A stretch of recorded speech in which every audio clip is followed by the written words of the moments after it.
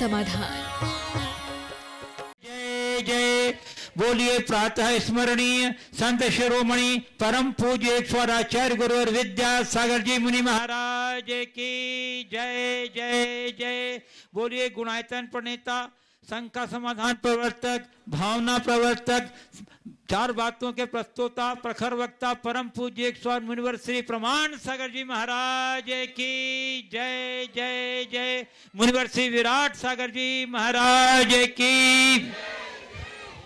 उपस्थित धर्म श्रद्धालु सज्जनों, माताओं एवं बहनों, मध्य प्रदेश के बड़वानी जिला अंतर्गत प्रकृति के श्रम्य वातावरण के मध्य अवस्थित 52 गजा चूलगिरी स्थित क्षेत्र के पावन परिसर में आयोजित आज के इस संघ का समाधान कार्यक्रम में यहाँ उपस्थित स्थानीय श्रद्धालुजन तथा देश और विदेश के विभिन्न स्थानों से पधारे उपस्थित श्रद्धालु जनों का तथा उन सभी दर्शकों और श्रोताओं का जो आज यहाँ आयोजित संघ का समाधान के कार्यक्रम का सीधा प्रसारण घर बैठे पारस चैनल, जिनवाणी चैनल एवं प्रमाणिक ऐप के माध्यम से देख रहे हैं, सुन रहे हैं, आनंद ले रहे हैं, मैं उन सबों का 52 गजा चूलगिरी श्री क्षेत्र ट्रस्ट कमेटी एवं चतुर्मास धर्म भावना समिति की ओर से हार्दिक हार्दिक अभिनंदन करता हूं। मैं आपको लिए चलूं संघ का समाधान की ओर। इसके पूर्व हम लोग सामूहिक रूप से पूज्य गुरुदेव के मंगल में आशीर्वाद से अपने को अभिषेक करेंगे। हाथ जोड़िए और बोलिए मेरे साथ, नमोस्तु गुरुदेव, नमोस्तु गुरुदेव, नमोस्तु गुरुदेव। बोले मुनिवर श्री प्रमाण सागर जी महाराज की।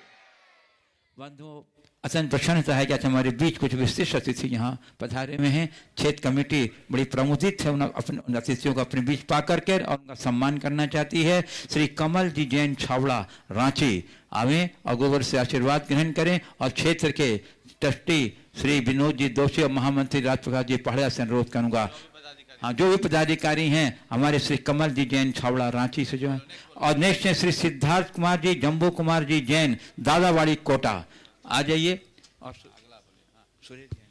और श्री सुरेश जी जैन दौतला वाले रामगंज मंडी संरक्षक गुणायतन, और श्री राजकुमार जी जैन ट्रस्टी गुणायतन जबलपुर, वे भी आ जाएं। इन सबों का सम्मान हमारी क्षेत्र कमेटी के पदाधिकारीगण कर रहे हैं। आप इस सम्मान में अपनी तालियों का अवदान दे करके बंधुओं इनकी गुरु के प्रति समर्पण और क्षेत्र के प्रति जो श्रद्धा है उसका अनुमोदना कीजिए। जोरदार करते अभिनंदन।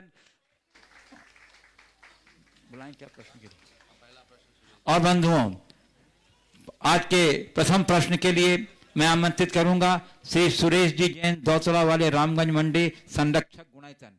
आ जाइए श्री सुरेश जी जैन दौतला वाले रामगंज मंडी संरक्षक जो प्रथम प्रश्न पूछेंगे, और उसके बाद तैयार रहेंगी श्रीमती कांता देवी जैन कोटा।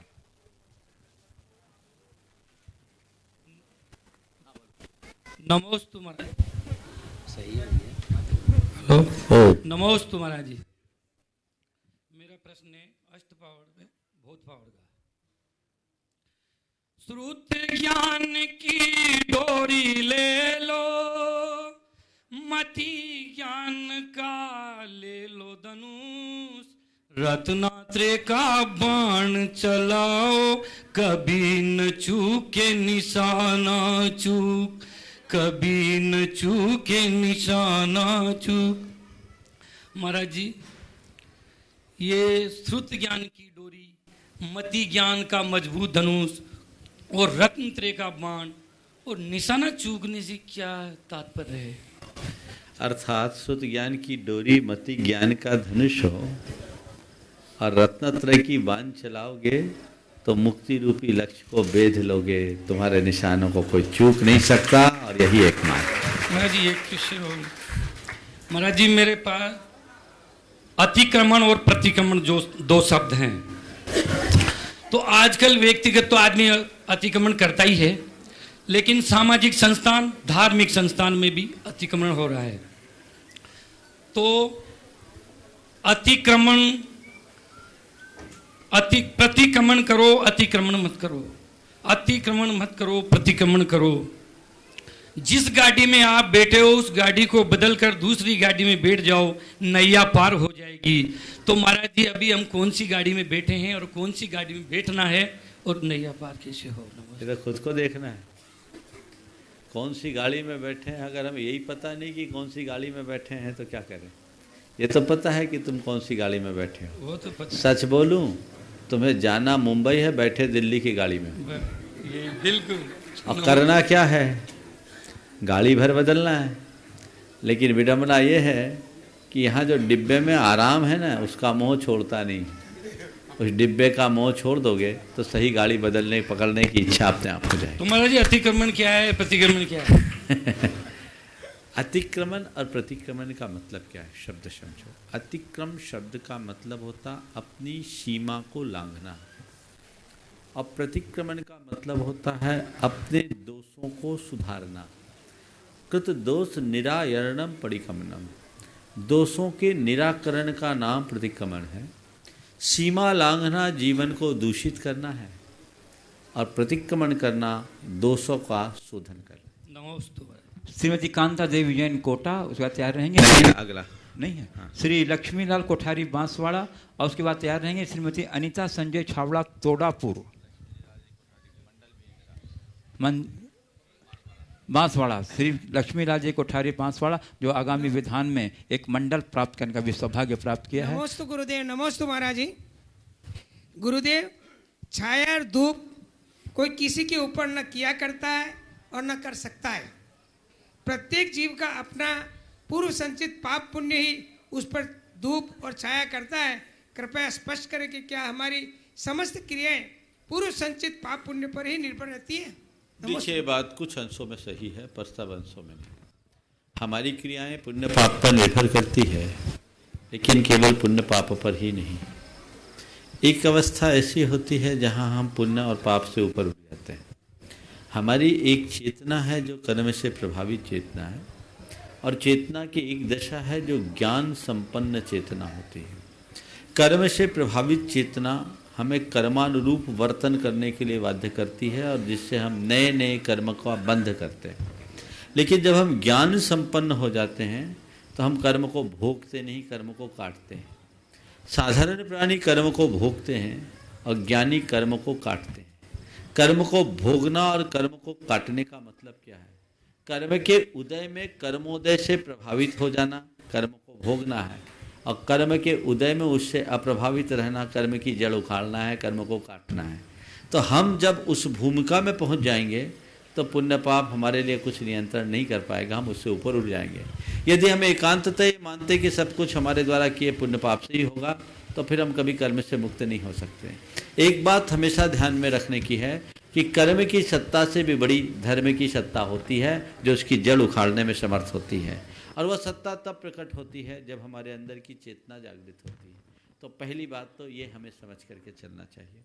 दूसरी बात, सामान्य रूप से पुण्य पाप हमारे साथ जुड़े हैं, लेकिन उस पुण्य पाप के उभार और उतार में आसपास का वातावरण भी बहुत सहायक है। जैन कर्म सिद्धांत कहता है कि कर्म अपना फल देने में पूरी तरह स्वतंत्र नहीं है, वह द्रव्य क्षेत्र काल भाव के आश्रय से अपना फल देता है। अगर कर्म को अनुकूल सामग्री नहीं मिली तो कर्म अपना वैसा फल नहीं दे पाएगा। तो हमारे हाथ में बहुत कुछ ऐसा है कि हम अपने भीतर के कर्म की जब तीव्रता आए तो बाहर की भावदशा और इन्वायरमेंट को चेंज कर दें तो उसे बहुत अंशों में कम कर सकते हैं। ऐसे समय में विचलित ना हो, इसके लिए हम क्या उपाय करें? यही तो बताया, अनुकूल द्रव्य क्षेत्र काल भाव अपना। नमोस्तु गुरुदेव। नमस्ते। श्रीमती अनीता संजय छावड़ा तोंडापुर, उसके बाद तैयार रहेंगे संयम जैन नवादा बिहार। ओम अगला अगला नवादा, संयम जैन नवादा आजा। हाँ, नमोस्तु गुरुदेव। सब खड़े हो जाओ नवादा वाले एक साथ। और इसके बाद तैयार रहेंगे श्री पवन कुमार जी अजमेरा, मंत्री हजारीबाग दिगंबर जैन समाज। महाराज जी, मेरा प्रश्न ये है कि मेरा नाम संयम है, मैं ऐसा क्या करूं कि मेरे अंदर संयम आए? बहुत सुंदर। मेरा नाम संयम है, मैं ऐसा क्या करूं कि मेरे अंदर संयम आए। हर पल एक भावना भाव, हे प्रभु जैसा मेरा नाम है वैसा मेरा काम हो, जैसा मेरा नाम है वैसा मेरा काम हो, जैसा मेरा नाम है वैसा मेरा काम हो। संयम अपने आप आ जाए। नमोस्तु गुरुदेव। श्री पवन कुमार जी अजमेरा, मंत्री दिगंबर जायसवाल हजारीबाग, और उसके बाद तैयार रहेंगी श्रीमती ललिता बोहरा हजारीबाग। महाराज श्री को मेरा समस्त हजारीबाग दिगंबर जैन पंचायत की ओर से बारंबार नमोस्तु नमोस्तु नमोस्तु। महाराज श्री, ऐसा है, मेरे में एक शंका है, क्या श्रद्धा, गुरु के प्रति श्रद्धा रखना, निष्ठा रखना, समर्पण रखना, इन तीनों में अंतर क्या है, श्रेष्ठ क्या है?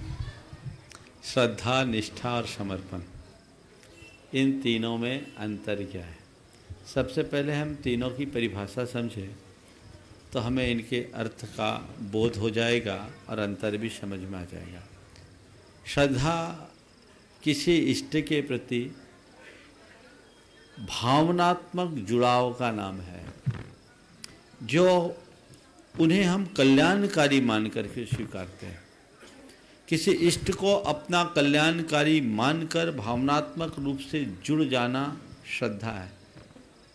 निष्ठा किसी को उच्च आदर्श के रूप में स्वीकार करके उसके प्रति बहुमान रखना निष्ठा है। और समर्पण श्रद्धेय के आगे अपनी बुद्धि, इच्छा और निर्णय की क्षमता को अर्पित कर देने का नाम समर्पण है। जहाँ हम महाराज श्री, क्या महाराज श्री भक्ति इसी को कहते हैं? अगर कहो तो भक्ति इन तीनों का संविष्ट समावेत रूप है। नमोस्तु महाराज श्री, नमोस्तु। श्रीमती ललिता बोहरा हजारीबाग, उसके बाद तैयार रहेंगी मिष्टी जैन जबलपुर। मेरे आराध्य गुरुवर के चरणों में बारंबार नमोस्तु नमोस्तु नमोस्तु। हे गुरुवर, आजकल घर और परिवार में अंतरंग और बहिरंग शुद्धि घटते जा रही है। अंतरंग शुद्धि तो हमें दिखते नहीं, लेकिन बहिरंग शुद्धि के प्रति भी आज की पीढ़ी जागरूक नहीं है, वो इसे ढकोसला मानकर नकारती है। तो हे गुरुवर, हम उन्हें कैसे समझाएं कि हमारे घर में सुख शांति और पवित्रता बनी रहे? कृपया मार्गदर्शन। हमें इन बातों को वैज्ञानिक तरीके से आज की पीढ़ी को समझाना चाहिए। नई पीढ़ी को हम जब कोई बात केवल परंपरागत तरीके से कहते हैं तो उसे वो बात अच्छी नहीं लगती, लेकिन उन्हें ये बात समझाना चाहिए कि हमारा कुलाचार क्या है। सम्मेद शिखर जी में ये सवाल आया था, मैंने इस पर काफ़ी विस्तार से उत्तर दिया था। यूट्यूब में वो लोड है और 9 लाख से ज़्यादा लोगों ने उसे देख लिया, बल्कि ये तो 3-4 महीना पुरानी बात है, पता नहीं कितने लोगों ने देखा होगा। जो लोग इसे ढकोसला कहते हैं उसको ऑन करो और उसमें जो कमेंट्स लिखे हैं उनको पढ़ लो। बहुत सारे गैर जैन महिलाओं ने शुद्धि की उपादेयता को स्वीकार किया और लिखा है कि पहले हम नहीं पालते थे तब, और अब पालते हैं तब में क्या अंतर है। उनको समझ में आ जाएगा क्या अंतर है। उन्हें कहना चाहिए कि ये सब चीजें केवल तर्क की चीजें नहीं हैं। हमारे जो कुलाचार की परिपाटी है बहुत पुरातन है और हमें उसी अनुरूप उसका अनुपालन करना ही चाहिए। मैं आपको बताऊं, एक डॉक्टर जिसको भोजन करने के बाद तुरंत उल्टी हो जाती थी, बहुत जांच कराया, कुछ नहीं निकला। एक दिन उनकी मां ने मुझसे कहा, महाराज बेटे के लिए कुछ उपाय बताओ, कोई आराम नहीं लग रहा है। तो कभी कभी किसी किसी के भाग्य से हम लोगों की बुद्धि भी वैसी चल जाती। मेरे मन में ऐसा आया कि कहीं इनके यहां अशुद्धि तो नहीं रहती। मैंने डॉक्टर से पूछा कि ये बताओ, तुम्हारे घर में जो 3 दिन की शुद्धि का पालन होता है वो होता है? बोले महाराज मैं इन सब बातों को नहीं मानता, ये तो नेचुरल प्रोसेस है, इसमें क्या रोकना। साइंस इसको मानता। हमने कहा तुम अपना सारा साइंस एक तरफ रखो, तुम्हारी बीमारी की जड़ यही है, इससे नकारात्मकता फैलती है। माँ बड़ी श्रद्धालु थी, संस्कार डॉक्टर में भी था। माँ ने कहा बेटा जो महाराज कह रहे हो सुन। वो माँ का आदर करता था। हमने कहा एक काम करो, घर की शुद्धि करो, अपने रसोई घर की शुद्धता करो, और फिर मैंने उन्हें नमोकार आदि के जाप करने की बात की। आप सुनकर ताज्जुब करोगे, 15 दिन बाद, 15 दिन में उसकी उल्टी बंद हो गई और आज तक बंद है। ऐसे कई अनुभव हैं, अगर मैं बात करना चाहूं तो पूरा 1 घंटा लग सकता है। कुछ लोग कहते हैं कि ये तो मल तो हमारे शरीर में है ही, शरीर में मलमूत्र भरा है, तो मलमूत्र भरा है तो इससे क्या अशुद्धि मानना, फिर तो नेगेटिविटी सब जगह फैलेगी। ध्यान रखना, मलमूत्र जब तक शरीर के अंदर है तब तक मल नहीं है, जब बाहर निकलता है तब होता है। हमारे पेट में मल है, सलांध नहीं आती, बाहर है तब सलांध आता है।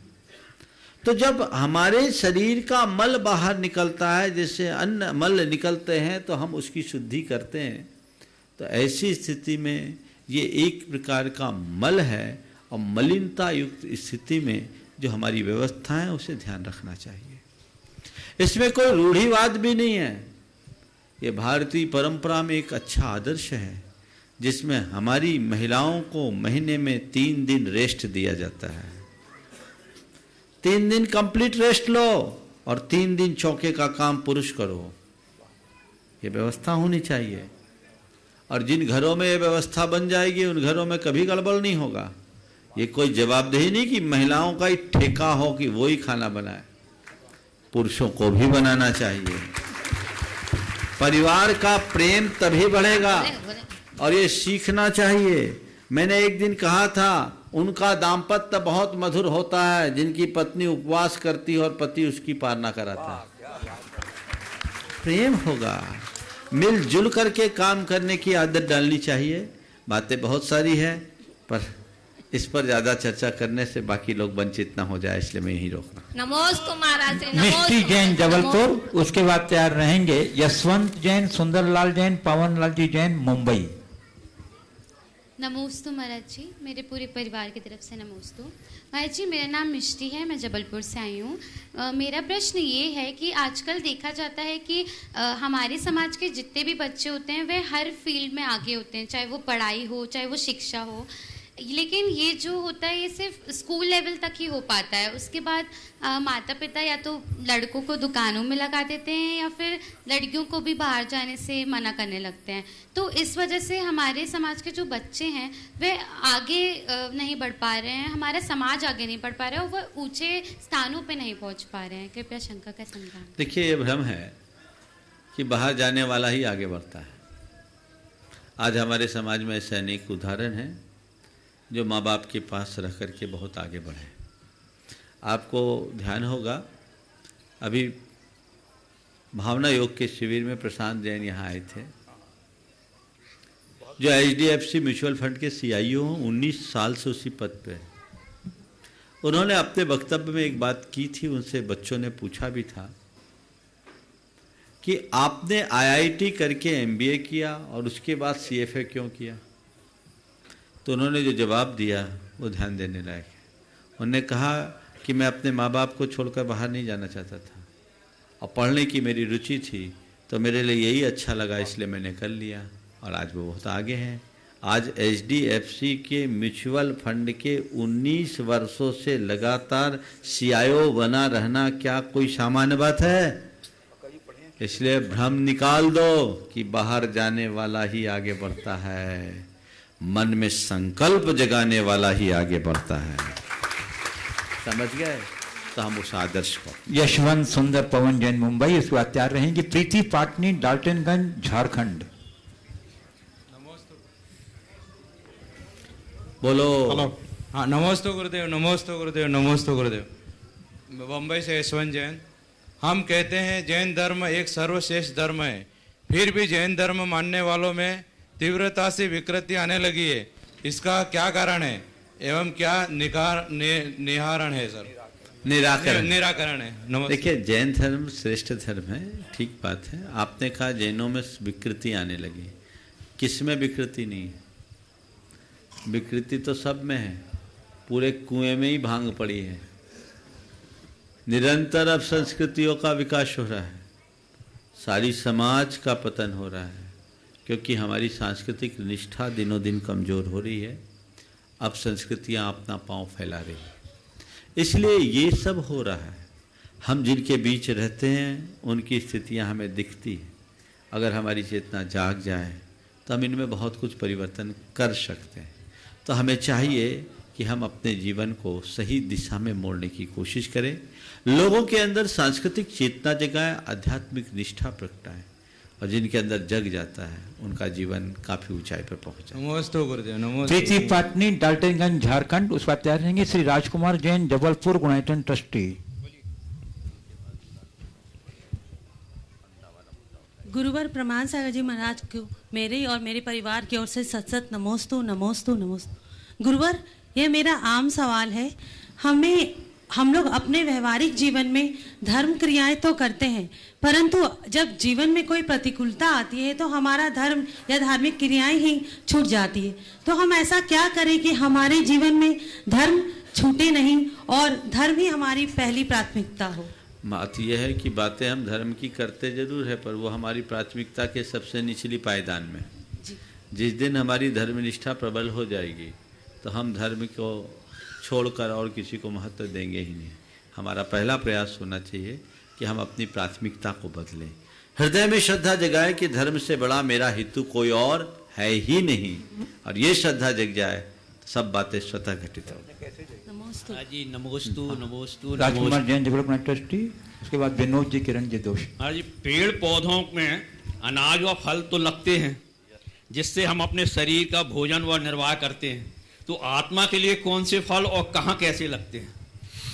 पेड़ पौधों में अनाज और फल लगते हैं, हम अपने शरीर के लिए भोजन देते हैं। आत्मा के लिए फल कहाँ लगते हैं? देखिए, पेड़ शरीर को भूख लगती है इसलिए फल और अनाज की ज़रूरत है। आत्मा को भूख ही नहीं है, न फल की ज़रूरत है, अनाज की ज़रूरत। आत्मा का रस लेना हम चाहें तो ये जो पेड़ पौधों के अनाज फल के प्रति हमारी लोलुपता है ना, उसे मिटा दें और आत्मा के अंतर्मुख हो जाएं, अपने आप समस्या का हल हो जाए। श्री विनोद किरण दोषी, नमोस्तु नमोस्तु। बांकानेर क्षेत्र ट्रस्टी एवं गुणायतन ट्रस्टी। इसको तैयार रहेंगे प्रोफेसर यश सेठी, बड़वानी। नमस्ते महाराज जी। महाराज जी, आज अंडे को शाकाहारी बताते हुए इसे विद्यालय में बच्चों के लिए भोजन में शामिल किया जा रहा है। गुरुदेव, हमारे बच्चे जो विद्यालय में पढ़ रहे हैं उन्हें किस प्रकार से उसे बचाएं तथा इस पर प्रतिबंध के लिए जो संपूर्ण शाकाहारी समाज है उसे क्या कदम उठाना चाहिए? देखिए, कल इस आशय की बात इस मंच से उठी थी और ये बात रोज उठनी चाहिए।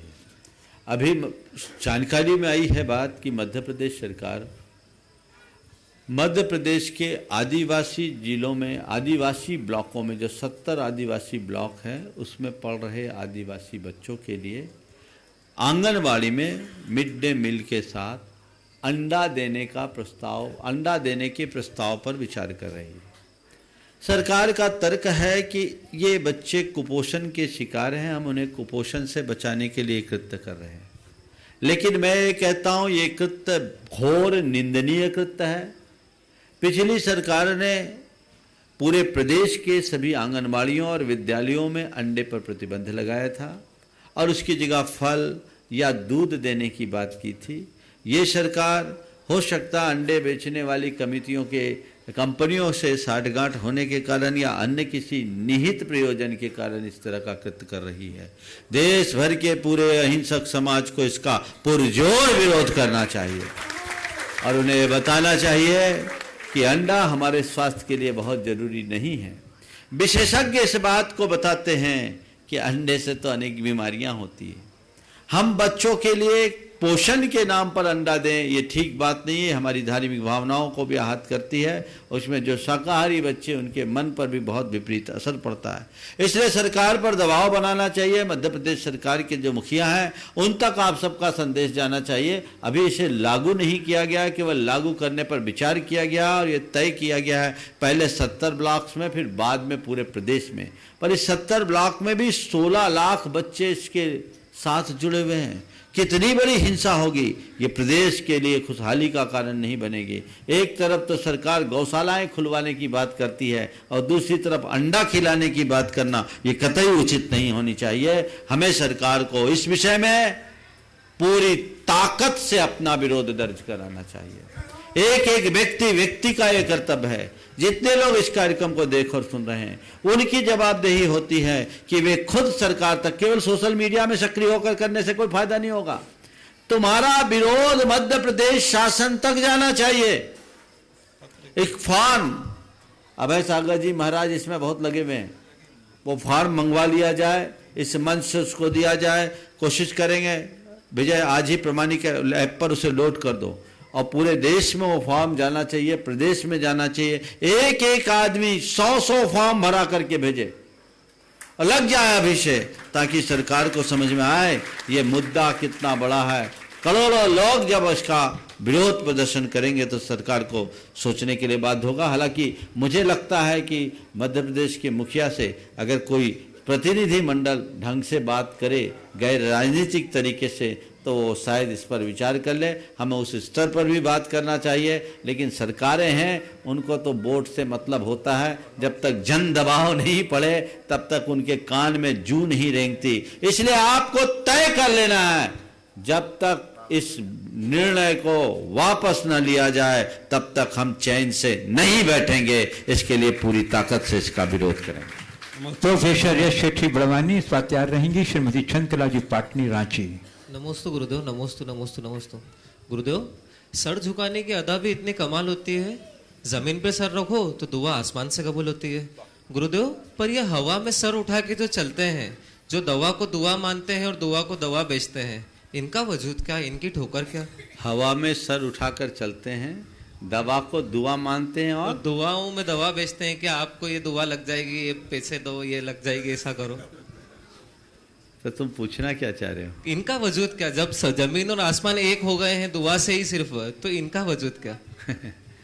ये तो सबकी अपनी अपनी दुकानदारी, और अगर ये सब नहीं चले तो दुकानदारी कैसे चलेगी? हालांकि एक बात मैं आप सबसे कहता हूं कि हमारी संस्कृति में दवा और दुआ दोनों को महत्व दिया गया है, और आज विज्ञान भी इस बात को स्वीकार करता है। दुआ का मतलब क्या है? सद्भावनाएं, आशीर्वाद, और ये बड़े प्रभावी होते हैं। और हमारी संस्कृति में हमेशा इसे महत्व दिया गया, और इसकी शुरुआत घर से की गई। माता पिता के आशीर्वाद से अपने जीवन को फलीभूत करने की बात की गई। गुरुजनों का आशीर्वाद, भगवान का आशीर्वाद, देवताओं का आशीर्वाद। लेकिन वर्तमान में इस नाम से बहुत सारे टंटे चालू हो गए, टोना टोटके चालू हो गए, ठग विद्या चालू हो गई। उसने इसे बर्बाद कर दिया। हम दुआ को नकार नहीं सकते, लेकिन हाँ, इसके नाम पर जो टोटकेबाजी हो रही है उनसे बचना चाहिए। नमस्कार। श्रीमती चंद्रकला जी पाटनी रांची तैयार रहेंगे। Doctor S K. Patodi Ajmer Gunayatan trustee. मेरी ओर से और रांची वालों की ओर से नमोस्तु महाराज श्री। महाराज श्री, कई लोग 50 साल से पूजा करते हैं, कलश करते हैं, लेकिन फिर भी उनकी कषाएं समन नहीं होती। तो ऐसे मतलब किस प्रकार से पूजा और कलश करना चाहिए कि उनकी कषाएं समन हो, मतलब हम लोग की सबकी कषाएं समन हो? बहुत अच्छा सवाल है। देखो, धर्म को जब हम एक क्रिया के रूप में स्वीकार करते हैं तो वह मात्र क्रिया बन करके रह जाती है। हम जितनी देर धर्म करते हैं अपने आप को अहोभाव से भर लेते हैं और स्वयं को कृतार्थ मान लेते हैं, लेकिन उसका असर हमारे अंतरंग में जैसा पड़ना चाहिए वैसा नहीं पड़ता। लेकिन जब धर्म को हम एक प्रयोग मान करके करते हैं तो वह हमारे जीवन के रूपांतरण की प्रक्रिया बन जाती है। उससे हमारे जीवन में व्यापक बदलाव घटित हो जाता है। हमें हर क्रिया के प्रयोजन को समझना चाहिए। आखिर मैं पूजा पाठ कर रहा हूं तो क्यों कर रहा हूं? मेरा धर्म मेरी बाहर की क्रिया नहीं, मेरे परिणामों की शुद्धि है। ये बात जब तक अंतरंग में नहीं बैठेगी जीवन नहीं बदलेगा। आप पूजा पाठ करने की बात तो बहुत दूर है। आचार्य कुंद कुंद कहते हैं, नहीं लिंग मित्तेन धम्म संपत्ति। तू मुनि बन गया और इतने में आत्ममुग्ध मत होना कि मैं मुनि बन गया तो बहुत बड़ा हो गया, धर्मात्मा महात्मा बन गया। जनता तुझे महात्मा के रूप में पूजेगी, ये बात अलग है, पर इतने मास से तू महात्मा नहीं बन पाएगा। तू महात्मा क्या परमात्मा बन जाएगा यदि भीतर से मुनि हो जाएगा। ये उपदेश दिया है। तो अपने आप को भीतर से सुधारो। तो जैसे एक मुनि को जो सब पापों से मुक्त है उसे भी भीतर की शुद्धि पर बल दिया गया, तो आम गृहस्थों को तो देना ही चाहिए और इस पर पूर्ण ध्यान रखना चाहिए। डॉक्टर एस के पाटोदी, अजमेर गुणायतन ट्रस्टी एवं भावना योग के मुख्य प्रशिक्षक। और उसके बाद तैयार रहेंगे अंजू जैन, गुड़गांव गुणायतन ट्रस्टी। गुरुदेव के चरणों में कोटि कोटि नमन। गुरुदेव, आज प्रातः के प्रवचन में आपने 4 बातें कही, सार, असार, संसार एवं उद्धार। गुरुदेव, आपने कहा केवल सार से ही हमें प्रयोजन रखना है। गुरुदेव, युवा अभिभावक अपने बच्चों को व स्वयं को इस बात से कैसे संस्कारित करें, कृपया मार्गदर्शन दें। युवा अभिभावक अपने बच्चों को और स्वयं को इस बात से कैसे संस्कारित करें। मैं कहता हूँ खुद के जीवन में आदत सुपना ले, बच्चों पर अपने आप असर आ जाएगा। मैं एक ऐसे दंपति को जानता हूँ जिनका अभी 12 साल का बच्चा है, पर पति पत्नी दोनों विशुद्ध धर्मात्मा है, बड़े सदाचारी, संयम, धर्मी। उसका असर ये है कि उस बच्चे में भी वे सारे लक्षण प्रकट हो गए। घर में टीवी होने के बाद भी वो बच्चा टीवी देखना पसंद नहीं करता और शुद्ध आचरण करता है। एक बार मुझसे मेरे सामने लोगों ने कहा, महाराज ये तो खुद हैं ही, अपने बच्चों को भी ऐसा बना दिया। तो बच्चे ने मेरे सामने उन लोगों से कहा, अंकल ऐसा मत कीजिए, हमारे पापा मम्मी ने आज तक हमें कोई नियम लेने के लिए नहीं कहा, मेरी खुद इच्छा नहीं होती, मुझे लगता है मेरे पापा मेरी मम्मी बहुत अच्छे हैं और वो जो करते हैं वही अच्छा है। तो ये मेरी दृष्टि है। तो हमारा आचरण ऐसा होना चाहिए। जब हमारा चरित्र इतना प्रेरक बनेगा, सब बातें अच्छी हो जाएगी। अंजू जैन, गुड़गांव गुणायतन ट्रस्टी। और उसके बाद तैयार रहेंगे श्री कपूर चंद जैन, कोटा। नमोस्तु गुरुदेव, नमोस्तु नमोस्तु। इनके बाद तैयार हैं श्री वैशाली जैन, इंदौर। गुरुदेव, ऐसा कहा जाता है कि हमें एक दिन में 100 टाइम्स थैंक्स बोलना चाहिए, लेकिन जो हमारे अपने होते हैं, जिनके प्रति हमारे मन में आदर और समर्पण होता है, उनके लिए हम कभी थैंक्स नहीं बोल पाते, जैसे माता पिता, भगवान, गुरु के प्रति। तो थैंक्स क्या दूसरों के लिए ही होता है? देखिए, थैंक्स तो सबसे पहले अपनों के लिए होना चाहिए, पर शब्दों में ही थैंक्स नहीं होता। हृदय में कृतज्ञता का भाव और आभार, यही धन्यवाद की अभिव्यक्ति है। मुख से तो थैंक यू बोल देते हैं और अंदर से कोसते हैं, उस थैंक यू का क्या मतलब। वो तो एक कोई बेटर पानी पिलाता, उसको भी आप थैंक यू बोल देते हैं, लेकिन उसके मन में वो श्रद्धा और सम्मान है क्या? श्रद्धा और सम्मान के बिना बोला गया धन्यवाद कोई बहुत अर्थपूर्ण नहीं है। हम सामने वाले के प्रति या तो श्रद्धा रखें या सम्मान का भाव रखें, और तब आप धन्यवाद देते हैं तो वो गुणकारी। वैशाली जैन, एडवोकेट, इंदौर। नमोस्तु आचार्य। 2 नामों। और उसके बाद श्री कपूर चंद जी जैन, कोटा, गुणायतन संयोजक, हड़ौती संभाग में। वाड़ा बोलो। नमोस्तु आचार्य श्री। आचार्य श्री, धर्म की आचार्य नहीं, महाराज श्री। हाँ। श्री, धर्म की उपादेयता, भौतिक तरक्की और धर्म में से किसको प्राथमिकता देनी चाहिए? धर्म की उपादेयता, भौतिक तरक्की और धर्म, इन दोनों में से किसे महत्व देना? तुम्हारे सवाल का उत्तर मैं एक प्रसंग से देना चाहूँगा। किसी संत के पास एक युवक पहुंचा और उसने कहा, गुरुवर, जीवन में धन दौलत की उपादेयता समझ में आती है, शरीर के स्वास्थ्य का महत्व भी समझ में आता है, परिवार, रसूख, रुतबे का भी कुछ प्रभाव दिखता है। इतना सब कुछ होने के बाद भी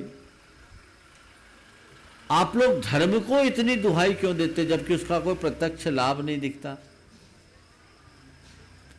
संत उसकी बात सुनकर मुस्कुराए। सामने एक बड़ी हवेली खड़ी थी, उसे दिखाकर उससे पूछा, ये बताओ, ये हवेली को तुम देख रहे हो? हाँ देख रहा हूं। संपूर्ण हवेली को देख रहे हो? बोले हाँ देख रहा हूं। अच्छा, तो तुम जितनी देख रहे हो हवेली उतनी? बोले हाँ, मैं जितना देख रहा हूं, जितनी देख रही हूं हवेली उतनी ही है। संत ने पूछा, ये बताओ इसकी नींव किधर है? इसकी नींव किधर? बोले वो तो दिखाई नहीं पड़ रही। तो अब की बार संत ने बोला, ये बताओ इसकी नींव हटा दें तो क्या हवेली दिखाई पड़ेगी? अरे नहीं। तो रहस्य खोलते हुए उन्होंने कहा, बेटे जो स्थान इस हवेली की स्थिरता में नींव की है, वही स्थान जीवन की स्थिरता में धर्म की है। मकान के एक एक कक्ष की उपादेयता दिखती है, नींव की सीधी कोई उपादेयता नहीं। लेकिन नींव के अभाव में मकान नहीं टिकता।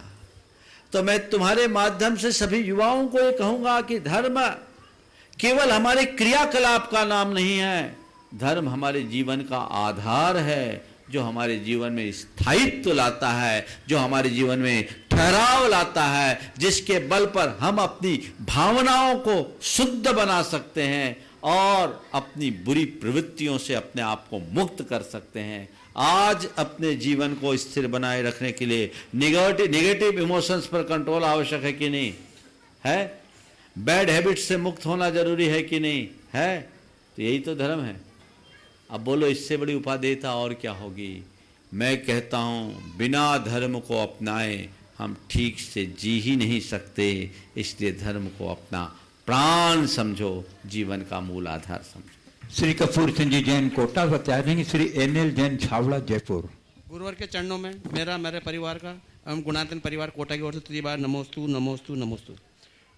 गुरुवर, जीवन में हम लक्ष्य बनाते हैं, उसको प्राप्त करने के लिए हम संघर्ष करते हैं, तो जो कि हमें और मजबूत बनाता है। तो महाराज जी, संघर्ष में ऐसा कौन सा टॉनिक है जो कमजोर व्यक्ति को भी ताकतवर बना देता है? संघर्ष में कौन सा टॉनिक है जो कमजोर व्यक्ति को भी ताकत बना देता है? मैं समझता हूँ संघर्ष में ऐसा कोई टॉनिक नहीं जो कमजोर व्यक्ति को ताकत बना देता है, लेकिन ये बात है कि संघर्ष के बाद कमजोर व्यक्ति भी ताकतवर बन जाता है। समझ गए? संघर्ष के बाद कमजोर व्यक्ति भी ताकतवर बन जाता है। वो कैसे? जब हम संघर्ष करते हैं तो हम अपने आत्मबल को स्वयं अपने संकुचित करते हैं, संग्रहित करते हैं और हमारा उत्साह बढ़ता है। देखिए, आपने अनुभव किया होगा, जब किसी वजनदार वस्तु को ऊपर ले जाना होता है, भार ज़्यादा हो, तो क्या किया जाता है? बचपन में देखा होगा, हमारे लोग क्या करते थे, उसको हिलाते हैं और हिला करके कहते जोर लगा के हैंशा। तो क्या होता है?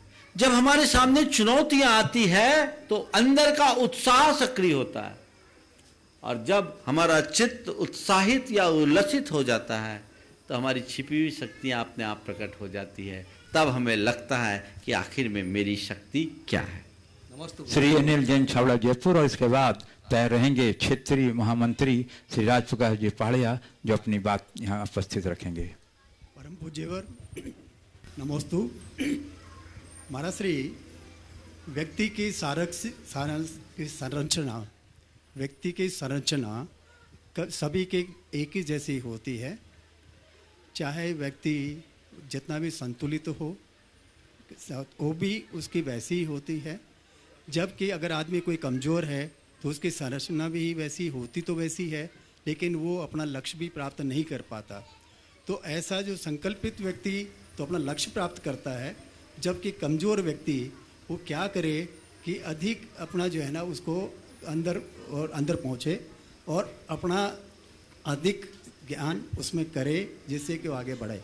आपके प्रश्न का सार मुझे ये समझ में आ रहा है कि व्यक्ति की ऊपरी संरचना तो सब एक सी दिखती है, पर एक संकल्पित व्यक्ति सिद्धि के शिखर पर पहुंच जाता है और बाकी विकल्पों में उलझा रहता है। आप पूछना चाह रहे हैं कि कमज़ोर व्यक्ति सबल बनने के लिए क्या करे? संकल्प लेना शुरू कर ले, संकल्प की शक्ति को स्वीकार ले और अपना 100% अपने ध्येय में अर्पित करने लगे। श्री राजप्रकाश जी पहाड़िया, महामंत्री बावंगजा चुड़गिरी क्षेत्र कमेटी। और उसके बाद हमारे भैया जी आपको आके विधान के बाद आचार्य भगवान विद्यासागर जी महाराज की जय जय जय। परम पूज्य मुनि प्रमाण सागर जी महाराज की जय जय जय। परम पूज्य मुनि विराट सागर जी महाराज की जय जय। बंधुओं, पिछले दिनों सिद्ध क्षेत्र बावनगजा ट्रस्ट पर एक प्रकरण माननीय उच्च न्यायालय मध्य प्रदेश इंदौर खंडपीठ में लगाया गया था आर्ट्स मार्ग सेवा ट्रस्ट के द्वारा, और उस प्रकरण की प्रतिरक्षा हमको करना पड़ी और उस प्रकरण में कल फैसला आ गया और आर्ट्स मार्ग सेवा ट्रस्ट की याचिका खारिज कर दी और 52 गजा ट्रस्ट के हित में वो फैसला आया। आज हमारा सौभाग्य है कि उस प्रकरण में हमारी प्रतिरक्षा करने वाले सीनियर एडवोकेट श्री वीर कुमार जी जैन साहब, उनकी टीम आज हमारे बीच आई हुई है। मैं ट्रस्ट कमेटी की ओर से उनके स्वागत को बुलाऊं उसके पहले मैं ये स्पष्ट कर दूं कि हम कोई जीत का न तो हमने जश्न मनाया न कोई जश्न मना रहे हैं। ये जो फैसला हुआ है उसे न हम हमारी जीत मानते हैं न आपकी हार मानते हैं। हम तो सामाजिक समरसता में विश्वास करते हैं, किंतु जब कोई प्रकरण लग जाता है, कोई आक्रमण हो जाता है, कोई कार्रवाई हो जाती है, तो उसकी प्रतिरक्षा हमें करना पड़ी और प्रतिरक्षा करने में जिन्होंने सहयोग दिया उनका सम्मान करना हमारा एक दायित्व बनता है। और हमें अपने जो सिद्धांत है, परंपरा है, संस्कार है, उसकी प्रतिरक्षा करने का दायित्व हम पे है।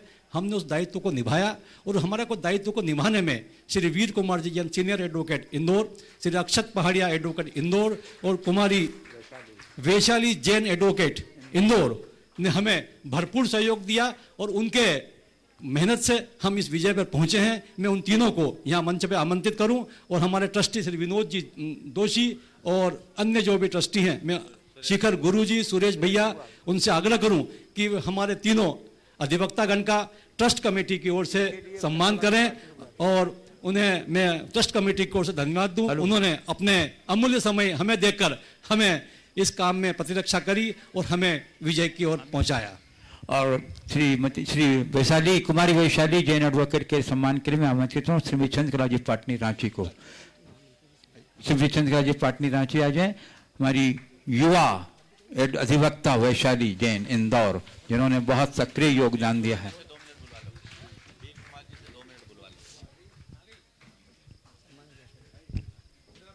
बंधुओं, आप सम्मान के क्रम में अपनी तालियों का अवदान में कृपणता मत कीजिए। इन लोगों ने जो यह विजय दिलाई है, ये हमारे लिए, हमारी परंपरा की सुरक्षा के लिए बहुत बड़ा फैसला है। मैं सम्मानीय सीनियर एडवोकेट वीर कुमार जी जैन साहब से अनुरोध करूंगा कि वे भी 2 शब्द कहें।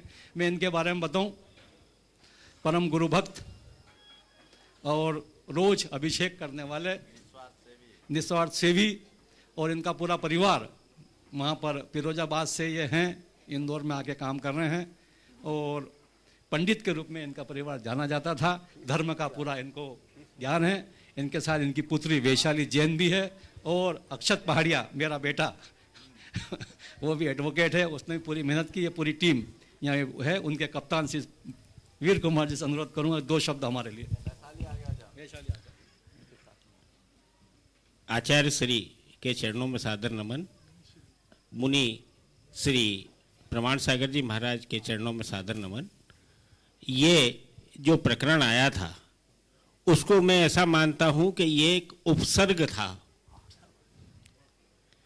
और उपसर्ग का निवारण हम संसारी लोगों की और हमारी बुद्धि से नहीं हो सकता है। उपसर्ग का निवारण आचार्यों, मुनि महाराजों के आशीर्वाद से होता है और वही हुआ है। मैं आपको बिल्कुल कोई विनम्रता की बात नहीं कर रहा हूं, वास्तविक बात कर रहा हूं कि इस प्रकरण में जो सत्य की विजय हुई है, सिद्धांत की विजय हुई है, उसका एकमात्र श्रेय हमारे समक्ष विराजमान परम पूज्य मुनि श्री प्रमाण सागर जी महाराज के आशीर्वाद से ही हुआ है। क्योंकि बुद्धि जो बनती है वो गुरुओं के आशीर्वाद से बनती है और उनके आशीर्वाद से हमको ऐसी बुद्धि प्राप्त हुई। हमने अपना पक्ष कोर्ट के समक्ष रखा, जो स्वीकार हुआ।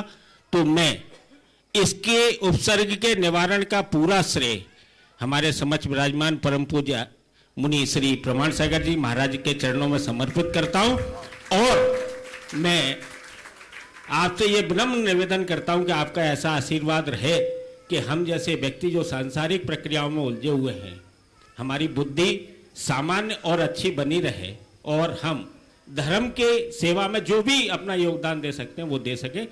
मुनिश्री के चरणों में पुनः नमस्ते।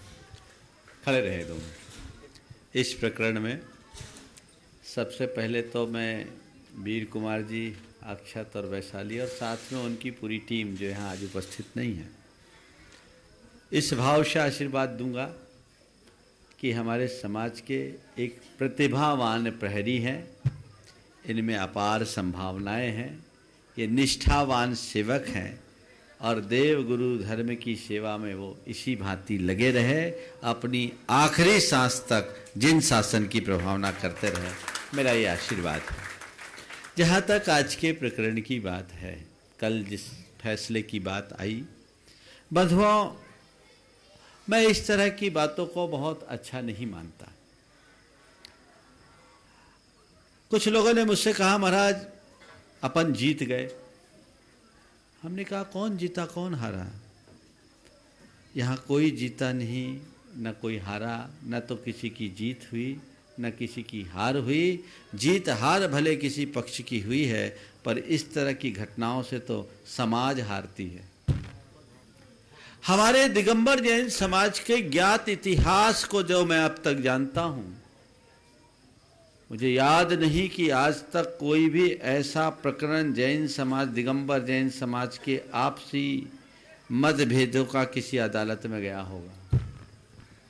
ये पहला प्रकरण गया, उच्च न्यायालय में गया। निश्चयतः जब कोई भी इससे प्रभावित होंगे तो उसका प्रतिकार तो उन्हें करना ही पड़ेगा, क्योंकि जो अदालती प्रक्रियाएं हैं, न्यायालयीन प्रक्रियाएं हैं, कानूनी जटिलताएं हैं, उनको तो उसी रास्ते से ठीक किया जा सकता है। मुझे बहुत प्रसन्नता है कि उस पूरे के पूरे प्रकरण को वीर कुमार जी ने बड़ी निष्ठापूर्वक संभाला और आप लोग जैसा चाहते थे उसके अनुरूप परिणाम निकला, एक व्यवस्था बनी। लेकिन मेरा आप सबसे ये कहना है कि हमारी समाज में कहीं कोई मतभेद नहीं है। 13 पंथ वाले 13 पंथी हैं, 20 पंथ वाले 20 पंथी हैं। सब अपनी अपनी आस्था के अनुरूप पूजा अर्चा करते हैं और जब वक्त आता है तो सब एक हो जाते हैं। समाज में कहीं कोई मतभेद नहीं है। हमारी समाज की एकता का एक उदाहरण प्रस्तुत हुआ था धर्म बचाओ आंदोलन के समय, जब संथारा का संलेखना का प्रकरण आया था। उस समय समग्र जैन समाज एक छत्ते के नीचे थी, चाहे उसमें दिगंबर हो या श्वेतांबर, सब। और दिगंबर समाज की एकता का आप मिसाल देखना चाहते हैं तो उस एकता का उदाहरण प्रकट हुआ गोमटेश बाहुबली के अभिषेक के टाइम में। भले वहां की अलग परंपरा है, लेकिन वहां के अभिषेक पूजा अर्चा में समग्र दिगंबर जैन समाज ने अपनी सहभागिता दी। आज भी समाज के लोगों में कहीं किसी भी प्रकार की खटास नहीं है, चाहे वो 13 पंथी हो चाहे 20 पंथी, सबकी अपनी अपनी भावनाएं, अपनी अपनी आस्था है। उसके अनुरूप वो सब पूजा अर्चा करते आए हैं, करते रहेंगे। लेकिन मैं देख रहा हूं इन दिनों कतिपय लोग समाज में पंथवाद का जहर घोल रहे हैं और सामाजिक सौहार्द को विनष्ट करने का कुत्सित प्रयास कर रहे हैं। ये जो प्रकरण है उसका ही उदाहरण है। मैं तो आप सबसे कहूंगा कि अब समाज को जागना चाहिए और ऐसे लोगों के मनोबल को तोड़ना चाहिए, उनके मंसूबों को नष्ट करना चाहिए। वैसा कोई भी व्यक्ति जो समाज में जहर फैलाने का कार्य करता हो, सामाजिक सौहार्द को खंडित करने की कोशिश करता हो, हम उसे हतोत्साहित करें, उसे उत्साहित न करें। चंद लोगों ने यह कृत्य किया होगा, लेकिन आज पूरी जैन समाज इस बात को लेकर के चिंतित हो गई थी। सबकी अपनी आस्थाएं थी और ये प्रक्रियाएं हैं। मैं नहीं चाहता कि आने वाले दिनों में कोई ऐसा प्रकरण आए और फिर कोई अदालत के दरवाजे को खटखटाए। अरे हमारी समाज तो पंच परमेष्ठी की आराधक समाज है। अगर कोई कुछ हो तो आपस में बैठ करके अपने सही मंच पर सब निर्णय करती आई और करते रहे। और थोड़ी हमें वैचारिक सहिष्णुता का, पंथ सहिष्णुता का परिचय देना चाहिए और ये तय करना चाहिए कि जो जिस रीति से अपना कार्य करते आ रहे हैं करे, इस तरह की खींच तान की कोई प्रक्रिया न करे। इसलिए मैं समाज को संदेश देना चाहता हूं आज के संदर्भ में, इसे न जीत के रूप में देखें, न हार के रूप में देखें। बस यही भावना भाई, प्रभु अब दोबारा समाज को ऐसी स्थितियों का सामना ना करना पड़े, और कोई भी हो जो लोग इस तरह की हरकतें करते हैं और समाज में आपस में टकराव उत्पन्न करके विभाजन की लकीर खींचने का प्रयास करते हैं, हम उनको हतोत्साहित करें, उन्हें कतई प्रश्रय न दें, जिससे हमारी समाज में स्वस्थ परंपरा बनी रहे और आपसी सौहार्द बना रहे, सद्भाव बना रहे। हम एक ही भाव रखें, हम एक हैं, हम एक हैं, हम एक हैं, हम एक रहेंगे। यह हमारा नारा है। हमेशा मैं हमेशा कहता हूं, हमें पंथ नहीं पथ देखना है। हम दिगंबर हों, श्वेतांबर हों, तेरापंथी हों, स्थानकवासी हों, दिगंबरों में तेरापंथी या 20पंथी जो कोई भी हों, मंदिर के भीतर हैं, उपासरे के भीतर हैं, पूजा स्थल के भीतर हैं, बाहर आए तो हम सब जैन हैं। ये आवाज़ हमारी होनी चाहिए, ये नारा हमारा होना चाहिए, और इसी ध्येय को लेकर आगे चलेंगे तो हमारा काम होगा। ये जाहिर है, जब अलग अलग परंपराएं हैं, सबकी अलग अलग मान्यताएं हैं, तो जो जिस मान्यता को पर विश्वास रखता है वो उसकी आस्था का सवाल है, वो अपनी आस्था के अनुरूप जिए, पर दूसरों की आस्था के साथ छेड़खानी करने का कोई प्रयास न करे। इसी में समाज का भला है। इसलिए मैं यही कहूँगा, सबको सन्मति दे भगवान।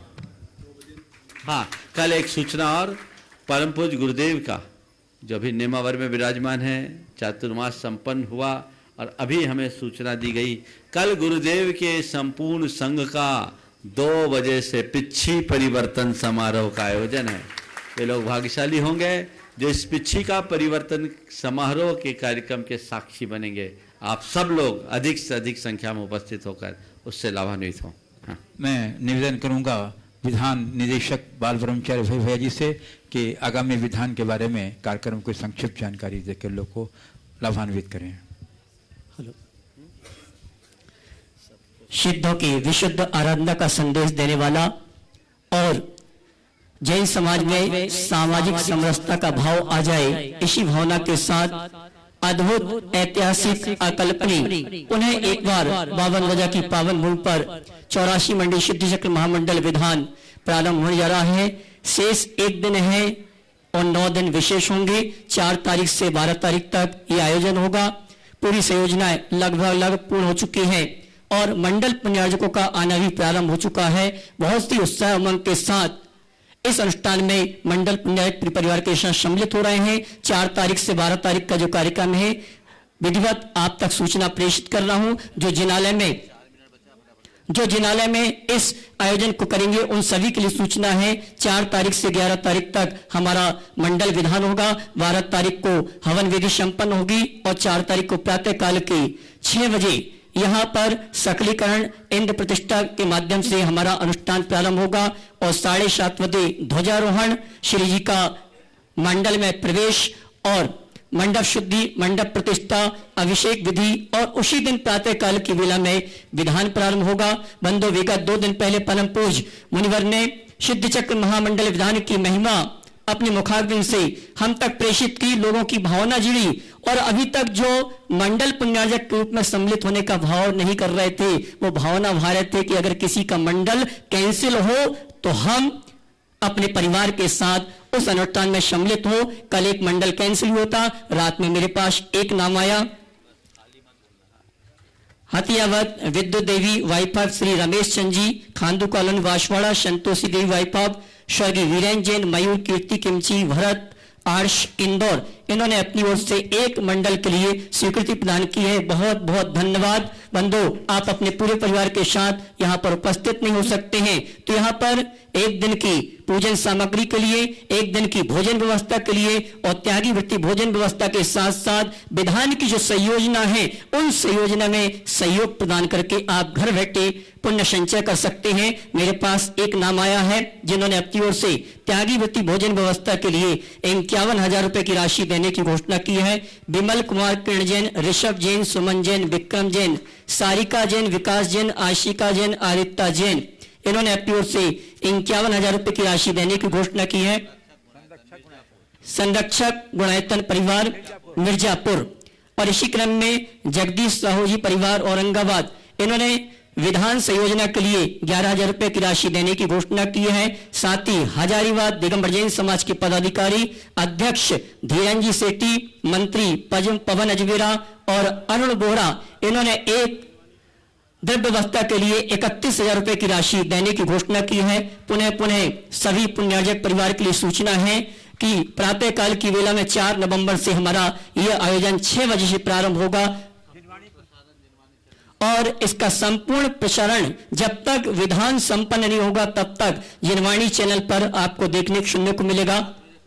और ये जिनवाणी चैनल पर प्रसारण प्रतिदिन 7 बजे से प्रारंभ होगा और जब तक विधान संपन्न होगा तब तक ये प्रसारण चलता रहेगा। पुनः सभी के लिए कहना चाहूंगा, इस अनुष्ठान में आप पूरे परिवार के साथ यहाँ पर सम्मिलित होकर इस आयोजन का लाभ उठा सकते हैं। जो भी श्रावक परिवार यहाँ पर उपस्थित हुए हैं, अगर आपके भाव बनते हैं कि यहाँ पर जो विधान हो रहा है उसकी संयोजना में कुछ सहयोग प्रदान करना चाहते हैं तो अपने नाम यहाँ पर प्रेषित कर सकते हैं। आइए पुनः 4 तारीख से 12 तारीख का ये आयोजन ऐतिहासिक अद्भुत होगा और इसमें सामाजिक समरसता के भाव के साथ ये आयोजन संपन्न होगा। और अगले प्रश्न के लिए नवीन भैया डॉक्टर योगाचार्य नवीन जी जैन बरेली। नमस्ते महाराज श्री। महर्षि आज पूरा दुनिया बीमारी से अस्त व्यस्त है और गुरुदेव इतना बड़ा विधान सिद्धों की आराधना इन महान भूमि पर हो रही है। महर्षि सारा संसार इससे अपने घरों में, अपने परिवारों में जहां मानसिक रोग भयंकर फैल रहे हैं, इससे कैसे लाभान्वित हो सकता है? देखिए, आपका नंबर बड़ा लेट आया है, फिर भी मैं बहुत संक्षेप में बताता हूँ। हमारे मुख से उच्चारित शब्दों का अपना प्रभाव होता है। जब हम पॉजिटिव वर्गनाओं को प्रक्षिप्त करते हैं तो उसका बड़ा सकारात्मक परिणाम आता है। कल मैंने कहा था कि जिस घर में इस विधान के मंत्र गूंजेंगे वहाँ की अलाई बलाई दूर हो जाएगी। पूजा विधान से हमारे अंदर की नकारात्मकता दूर होती है। डिप्रेशन और एंजाइटी जैसी चीज़ों से भी लोग बाहर आ जाते हैं। 1 मिनट में मैं कहूँगा, हम एक स्थान पर थे, एक प्रोफेसर रिटायरमेंट के बाद डिप्रेशन में आ गए। वहाँ विधान होना था, हमने कहा आप तो विधान में सम्मिलित हो, सब ठीक होगा। 10 कदम चलने में घबराते थे, उनने बोली ली, कुबेर बने और विधान में सम्मिलित हुए और इतनी नृत्य भक्ति की कि आज 2000 से 2019 हो गया, आज भी भले चंगे बड़े आनंद में हैं। और वो विधान बोले, महाराज हमारे लिए विधान फल गया। ऐसा उत्साह और उमंग उनके हृदय में प्रकट हुआ कि मत पूछिए। मैं भी आप सबसे कहूँगा कि अपने उत्साह उमंग को जागृत रखिए। कल का दिन शेष है, परसों से हमें उस महान आराधना में अपने आप को सहभागी बनाना है। अपने उत्साह को बनाकर इसी तरह बनाइए। बोलिए परम पूज्य आचार्य गुरुवर श्री विद्यासागर जी महाराज। नमस्ते। प्रमाण